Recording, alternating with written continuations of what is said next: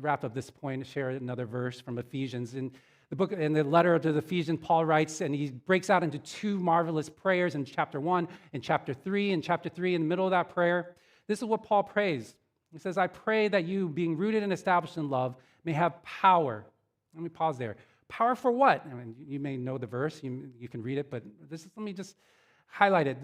I pray that you may have power, what? To wield swords or to build big muscles and stuff? No. I pray that you have power, together with all the Lord's holy people, to grasp. To grasp what? To grasp a lot of knowledge and just have big heads full of knowledge? No.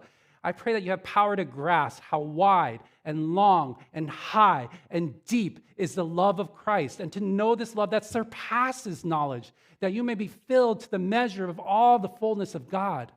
Paul's prayer, he breaks out into two prayers in Ephesians, and this heart and this soul, and what does he want them to know? He wants them to know, to be able to even to grasp, to have the power to understand how much God loves them.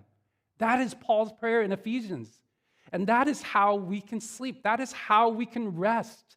If we know to the depths and to the core of our being and to grasp how wide and long and high and deep is the love of Christ, to know this love that surpasses knowledge.